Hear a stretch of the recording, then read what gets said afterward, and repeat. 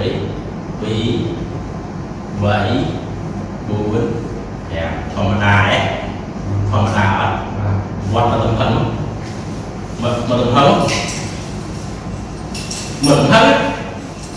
ឈឺឯងឈឺអាហ្នឹងមូលហេតុមកពីហេតុអី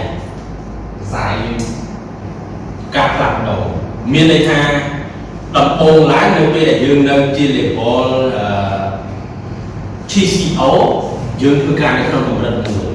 ប៉ុន្តែនៅពេលដែលយើងឡើងមកជានិយោជកសាខាគឺយើងត្រូវគ្រប់គ្រងជាមួយនឹងខាង counter ទៀតត្រូវឯងប្រើគូក្បាលគិតទៅលើមនុស្សទៀតត្រូវឯងគ្រប់គ្រងរដ្ឋបាលការផ្សេងទៀត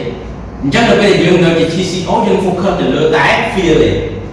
តែនៅពេលយើងខ្លាយជានិយោជកសាខាយើងនឹងធ្វើការគិតបន្តទៀតទៅលើការគ្រប់គ្រងផ្សេងទៀតតោះណា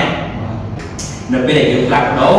វាមានការឈឺចាប់ប៉ុន្តែបន្ទាប់ពីឈឺចាប់ហើយយើងនឹងមានការរីកចម្រើន